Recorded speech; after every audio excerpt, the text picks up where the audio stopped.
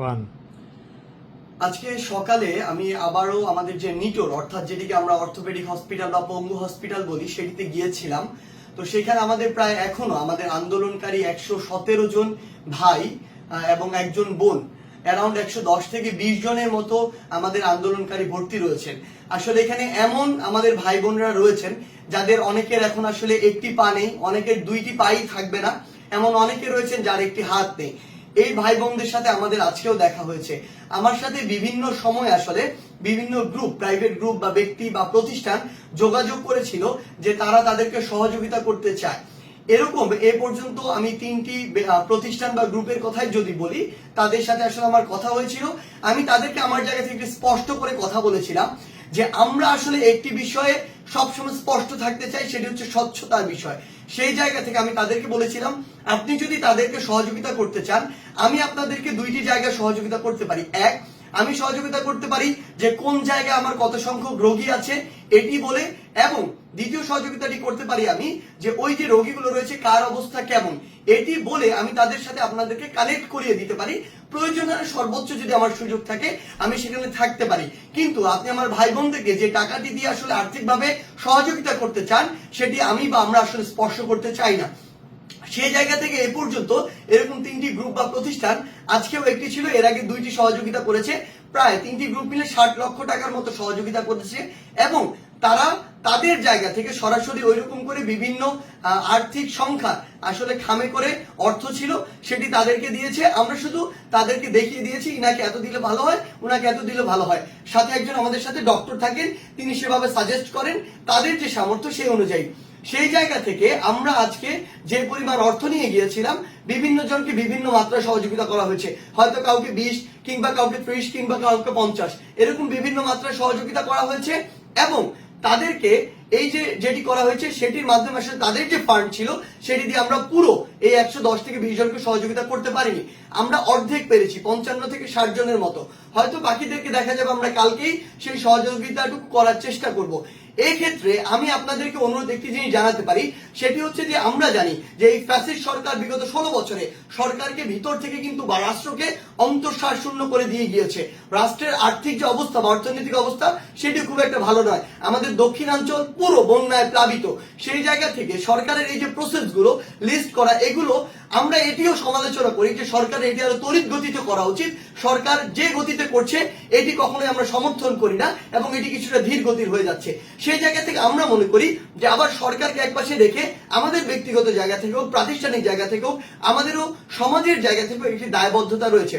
সেই জায়গা থেকে আমি অনুরোধ করব, কোন একটি প্রতিষ্ঠান কিংবা কোন একটি গোষ্ঠী যদি আপনারা চান যে এরকম 10 জন আমার আহত ভাই যাদের পা নেই, হাত নেই, কিংবা আমার এরকম 20 জন আহত ভাই যার একটি চোখ নেই কিংবা দুটি চোখ নেই, যে সারা জীবনের জন্য দেখতে পাবে না, যে তার পরিবারের একমাত্র উপার্জনক্ষম ছিল কিংবা পরিবারের একমাত্র ছেলে সন্তান, তাদেরকে আপনারা সহযোগিতা করতে চান, আমি আমার জায়গা থেকে, ব্যক্তিগত জায়গা থেকে আপনাদেরকে এটুকু কথা দিতে পারি, একদম আমি যার যেরকম, যে হসপিটালে যেমন সংখ্যক রোগী রয়েছে, যার যেরকম প্রয়োজন, একজন ডক্টরকে সাথে নিয়ে সেভাবে আপনাকে একটি অ্যামাউন্ট দিতে পারি। আপনারা সরাসরি গিয়ে তাদেরকে সহযোগিতা করতে পারবেন। অর্থাৎ আমি শুধু এখানে আমার ওই রোগী ভাই যার একটি আর্থিক সহযোগিতা প্রয়োজন, আর আপনি যার এই আর্থিক সহযোগিতা করার সামর্থ্য রয়েছে, তার মাঝে একটি ব্রিজ হিসেবে কাজ করতে পারি। আপনারা যদি চান তাহলে আমাকে এই কমেন্ট বক্সে আসলে জানাতে পারেন যে আপনারা এইভাবে সহযোগিতা করতে চান কিনা, কিংবা হোয়াটসঅ্যাপেও যোগাযোগ করতে পারেন। আরেকটি জিনিস বলে রাখি, সেটি হচ্ছে আমাদের যে শহীদ ভাইয়েরা রয়েছেন, আমাদের শহীদ ভাইদের সংখ্যা 1000-এর অধিক হবে। এই শহীদ ভাইদের অনেকেই রয়েছে যারা তাদের পরিবারের একমাত্র উপার্জনক্ষম ব্যক্তি ছিল, কিংবা পরিবারের একমাত্র বড় সন্তান ছিল, কিংবা ওই পরিবারটি আসলে আর্থিকভাবে অনেক দেনাগ্রস্ত রয়েছে। আমার এমন অনেক শহীদ পরিবারের ভাই রয়েছে যে শহীদ পরিবার আসলে এখন ঠিক মতো চলতে পারছে না, 3 বেলা খেতে পারছে না, কিংবা আর্থিকভাবে দুর্দশাগ্রস্ত। আমাদের একটি দায়বদ্ধতার জায়গা থাকে যে ওই পরিবারটিকে সহযোগিতা করার। সেই ক্ষেত্রে আমি আমার জায়গা থেকে মনে করি যে কেউ যদি চান এরকম 5টি শহীদ পরিবারকে, কিংবা 1টি কিংবা 10টি শহীদ পরিবারকে কোন একটি গোষ্ঠী, কোম্পানি বা গ্রুপের পক্ষ থেকে আপনারা সহযোগিতা করতে চান, আমি আপনাদেরকে অনুরোধ করব আপনারা এখানে জানাবেন, আমরা সেই ব্যবস্থাটিও করব। এবং সবশেষে এটি জানাতে চাই, কমেন্ট বক্সে পুরো বাংলাদেশের অনেক ভাই রয়েছে যারা এই ভিডিওটি দেখবেন, আপনার জেলায়, উপজেলায় কিংবা ইউনিয়নে কিংবা আপনার পরিচিত এমন কোনো ভাই যদি থাকেন যিনি শহীদ হয়েছেন এবং তার আর্থিক অবস্থা আসলে খুব একটা ভালো নয়, কিংবা তার পরিবার এখন দুর্দশার ভিতর দিয়ে যাচ্ছে, তার আর্থিক সহযোগিতা হলে তাদের জন্য একটু ভালো হয়, তাদের অনুগ্রহ করে ওই শহীদ ভাইয়ের নাম, তাদের ঠিকানা, যদি সম্ভব হয় তাদের ওই শহীদ ভাইয়ের পিতামাতার নাম এবং অবশ্যই যোগাযোগ করার একটি নাম্বার, আমরা অবশ্যই তাদের সাথে যোগাযোগ করে আগে জাস্টিফাই করব বা বিভিন্নভাবে তথ্য নিয়ে এটির সত্যতা জাস্টিফাই করব। এরপর আমরা একটি প্রায়োরিটি লিস্ট সেট করব আসলে, কারণ একদিনে কখনো বা এক সপ্তাহে আমার দ্বারা বা এরকম ব্যক্তিগত উদ্যোগ থেকে 1000 জন মানুষকে আসলে এইরকম সরকারের বাইরে গিয়ে এরকম ভাবে সহযোগিতা করা একটি ভালো অঙ্কে এটি আসলে সম্ভব নয়। সেই জায়গায় আমরা একটি প্রায়োরিটি লিস্ট সেট করব।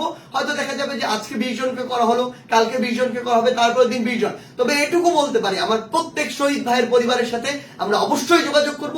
এটি আমাদের দায়বদ্ধতার জায়গা, এটি যদি আমরা না করতে পারি তাহলে আমরা অকৃতজ্ঞ।